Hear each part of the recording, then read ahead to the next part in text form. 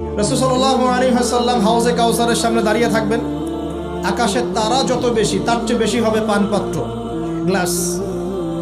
তো নবী সাল্লাল্লাহু আলাইহি ওয়াসাল্লাম সবাইকে হাউজে কাউসারের পানি পান করাবেন। ওই দিন অন্য কোনো ব্র্যান্ডের পানি চলবে না, শুধু হাউজে কাউসারের পানি চলবে। মাম পানি, প্রাণ পানি এসব পানি নাই, শুধু হাউজে কাউসারের পানি। কথা বুঝতে পারছো? কোনো ড্রিঙ্কস নাই, সফট ড্রিঙ্কস, হার্ড ড্রিঙ্কস, কোনো ড্রিঙ্কস নাই, শুধু কি হাউজে কাউসারের পানি। এই পানি ছাড়া কোনো পানি নাই। এই পানি যে খাবে, এই যে 50,000 বছরের সমান দিন, কিয়ামতের দিন, এই দিনে সে ইনশাআল্লাহ পিপাসার্ত হবে না, সে আর কোনোদিনও পিপাসার্ত হবে না। আর যে ব্যক্তি পান করতে পারবে না তার কি অবস্থা সেটা বুঝতেই পারছেন। সবাইকে নবীজি পান করাতে থাকবেন। হঠাৎ পর্দা পড়ে যাবে, হঠাৎ একটা পর্দা পড়ে যাবে, অদৃশ্য পর্দা। নবীজি বলবেন, ইন্নাহু মিন্নি, এরা তো আমার উম্মত। কেন পর্দা পড়ে গেল?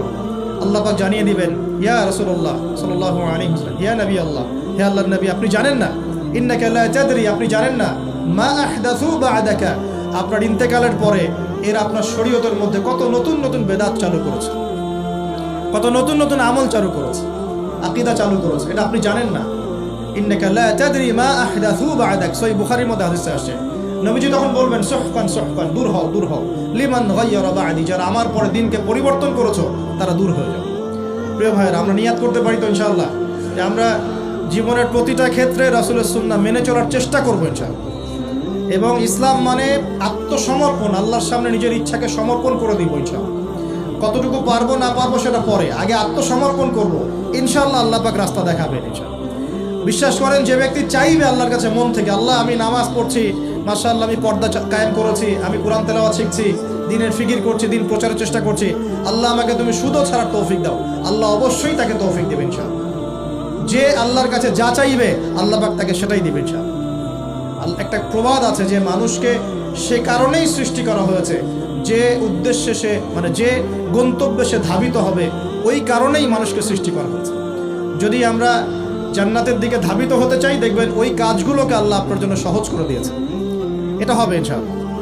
আপনি শুধু একবার মন থেকে আল্লাহর দিকে ফিরে আসেন, আল্লাহ আপনাকে সময় দিবে, আল্লাহ আপনাকে রিজিক দিবে, আল্লাহ আপনাকে ওস্তাদ দিবে, আল্লাহ আপনাকে বন্ধু দিবে, আল্লাহ আপনাকে পরিবেশ দিবে, আল্লাহ আপনাকে দিন শেখা সহজ করে দিবে, হালাল রিজিকের পথ করে দিবেন, নেককার স্ত্রী দিবেন, নেককার সন্তান দিবেন, আল্লাহর পথে কাজ করার ট্র্যাক দিবেন, সবই আল্লাহ ব্যবস্থা করে দিবেন ইনশাআল্লাহ। এইটা ডিপেন্ড করে কার চাওয়া কত প্রগাঢ়, এর উপর ডিপেন্ড করে। যে যত বেশি জোর খাটিয়ে আল্লাহর কাছে চাইতে পারবে, আল্লাহ পাক তাকে তত বেশি দিবে ইনশাআল্লাহ। দিবেন, এটা 100% ফিক্স করে রাখে ইনশাআল্লাহ। আল্লাহ পাক আমাদের সবাইকে পরিপূর্ণ মুসলিম হওয়ার তৌফিক এনায়েত করুন। প্রিয় ভাইরা, যেখানে ছিলাম, আইয়ামে জাহিলিয়াতে এমন শিরক ছিল, 1 নাম্বার। 2, আইয়ামে জাহিলিয়াতে ঠিক এমনই সুদ ছিল। আমাদের সমাজে সুদ আছে না? এরকম সুদভিত্তিক অর্থনৈতিক সিস্টেম ছিল আইয়ামে জাহিলিয়াতের মধ্যে। 3 নাম্বার ছিল মাদক। আমাদের সমাজে মাদক আছে না? মাদকের ছড়াছড়ি নাই। এখনকার যুব সমাজের 3টা বড় প্রবলেম। কয়টা? 3টা। একটা হচ্ছে পর্নোগ্রাফি। একটা কি? পর্নোগ্রাফি। অলমোস্ট এভরিবডি, সবাই পর্নোগ্রাফিতে আসক্ত, অলমোস্ট এভরিবডি। 2 নাম্বার হচ্ছে মাদক। এই যে মাদকের সাথে সবাই না হলেও সমাজের একটা বড় অংশের যুব সমাজ কিন্তু আসক্ত হয়ে আছে। 3 নাম্বার হচ্ছে ফ্রি মিক্সিং, মানে নারী পুরুষের অবাধ মেলামেশা। এই সমস্যাগুলো যুব সমাজ আজকে গ্রাস করে খাচ্ছে। এরপরে আরও কিছু প্রবলেম আছে, যেমন বেকারত্ব, হতাশা, জীবনের উদ্দেশ্য থেকে বিচ্যুত হয়ে যাওয়া, পারিবারিক চাপ, মিউজিক, তারপরে বন্ধুদের, খারাপ বন্ধুদের পাল্লায় পড়া, সঙ্গদোষ, কিশোর গ্যাং, এরকম কিছু প্রবলেমস আছে। তবে যুবকদের সমস্ত প্রবলেমস সলভ করার জন্য আপনারা অনেক ট্র্যাক দেখাতে পারেন। আমি আমার জায়গা থেকে মাত্র 2টা সলিউশন দেবো। কয়টা ভাই? এই 2টার উপর আমল করেন। 40 দিন আমল করবেন। কয়দিন? প্রেসক্রিপশন করছি, মাত্র 40 দিন।